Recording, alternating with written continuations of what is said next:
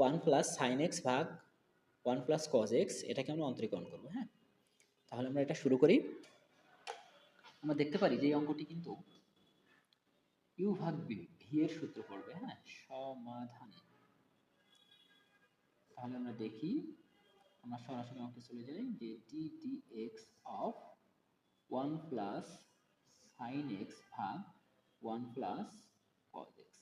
ওকে, আমরা কিন্তু একটা অনেক ইন্টারেস্টিং একটা সূত্র জানি, সেটা কি, যে D D X of U ভাগ V.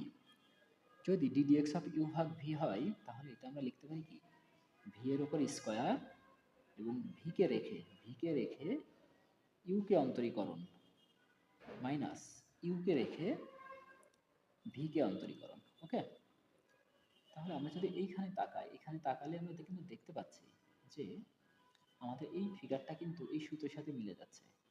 One plus sine X এটা হলো ইউ, আর ওয়ান প্লাস কজ এক্স এটা হলো ভি। তাহলে আমরা জাস্ট এটাকে এই সূত্র দেখে বসিয়ে দেবো। তাহলে আমরা যদি দেখি কি হবে, আমরা এই সূত্রটা দেখছিলাম ভি স্কোয়ার, তাহলে এখানে আমার ভি কোনটা, ভি হলো ওয়ান প্লাস কজ এক্স, এটা হলো ভি, তার উপরে আমি স্কোয়ার দিয়ে দিলাম। ঠিক আছে, এরপরে কি হবে, ভিকে রাখতে হবে। তাহলে ভি কোনটা, ওয়ান প্লাস কজ এক্স, এটাকে রাখলাম। রাখার পরে কি করব, অন্তরীকরণ। কাকে অন্তরীকরণ করব, ইউকে। ইউ কোনটা এখানে আমার, ওয়ান প্লাস সাইন এক্স। ঠিক আছে, এখন তারপর কি দিতে হবে, একটা মাইনাস, এই যে মাইনাস দিলাম।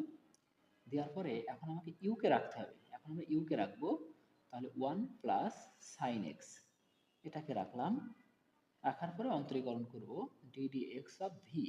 ভি কোনটা, ভি হলো ওয়ান প্লাস কজ এক্স। ঠিক আছে, আমরা এই জায়গাটা কি করলাম, এখানে জাস্ট এই সূত্রটা দেখে বসালাম। এখন আমরা সরাসরি অন্তরীকরণে চলে যাব। তাহলে যদি দেখি নিচে আমার কি আছে, ওয়ান প্লাস কজ এক্স তার উপরে স্কোয়ার, আর উপরে এখানে কি আছে, ওয়ান প্লাস কজ এক্স, যেহেতু এর কিছুই করা হয় না এটা এমন থাকলো। আর এখানে আছে ওয়ান প্লাস সাইন এক্স এর অন্তরীকরণ। আমরা জানি কি, এইটা দ্বারা ওয়ানকে অন্তরীকরণ করতে হবে, সাইন এক্সকে অন্তরীকরণ করতে হবে। তাহলে আমরা জানি যেহেতু ওয়ান হলো কনস্ট্যান্ট, ওয়ানকে অন্তরীকরণ করলে জিরো হয়, প্লাস সাইন এক্সকে অন্তরীকরণ করলে কি হয়, এর আগে কিন্তু সূত্র লিখে দিয়েছিলাম যে DT x of sine x.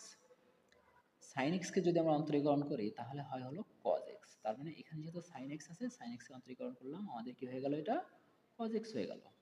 Minus one plus sine x আছে, এখন আমরা আবার এখানে অন্তরীকরণ করব কাকে, DD X of one. One যেহেতু কনস্ট্যান্ট, ওয়ানকে অন্তরীকরণ করলাম জিরো, এখন আছে cos x.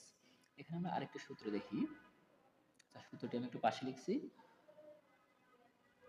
Cause X, D D X of cos X. যদি কজ এক্সকে অন্তরীকরণ করা হয় তাহলে মাইনাস সাইন এক্স হয়। আবারও দেখি, এখানে কিন্তু আমরা দেখতে পাচ্ছিলাম সাইন এক্সকে অন্তরীকরণ করলে কজ এক্স হয়, কিন্তু কজ এক্সকে অন্তরীকরণ করলে কি হবে, মাইনাস সাইন এক্স হবে। তাহলে এটা যেহেতু কজ এক্স, এটাকে এক্স এর সাপেক্ষে অন্তরীকরণ করতে হবে, সেজন্য এটা কি হয়ে গেল, মাইনাস সাইন এক্স। ওকে, এই যে আমাদের অন্তরীকরণ মোটামুটি শেষ। এখন আমরা গুণ ভাগ করে দিলে আমাদের কিন্তু এটা হয়ে যাবে। তাহলে আমরা দেখি এখানে এখন কি করা যেতে পারে। আমরা যদি দেখি নিচে আছে ওয়ান প্লাস কজ এক্স তার স্কোয়ার, উপরে তাহলে কি হলো, এটা জিরোর সাথে এটা গুণ করলে তো জিরো হয়ে যাবে। তাহলে এটা আমরা কি করতে পারি, এটা করতে পারি হলো এটার সাথে আমরা গুণ করে দিই। গুণ করলে cos x একে cos x plus cos square x. Okay, আর এই যে এই মাইনাস আর এই মাইনাসে গুণ হয়ে এটা কি হয়ে গেল, প্লাস হয়ে গেল। সাইনটা যদি এর সাথে গুণ করে দিই তাহলে সাইন এক্স একে sine X plus sine square X. Just এটা দ্বারা এটাকে গুণ করলাম আর এটা দ্বারা এটাকে গুণ করলাম। ওকে, এখন দেখতে পারি যে উপরে আছে আমার কি, cos x plus sine x, আর এই যে cos square x plus sine square x, এটা শুনে আমরা কি জানি, আমরা কিন্তু সূত্র জানি যে cos square x plus sine square x, এটা সমান কি লেখা যায়, এটা সমান লেখা যায় হলো ওয়ান। তাহলে এই যে cos square x plus sine square x, এটা সমান আমরা ওয়ান লিখে দিলাম। আর নিচে কি আছে, ওয়ান প্লাস cos এক্স তার স্কোয়ার। এটাই কিন্তু আমার যে ওয়ান প্লাস সাইন এক্স ভাগ ওয়ান প্লাস কজ এক্স এর অন্তরীকরণ।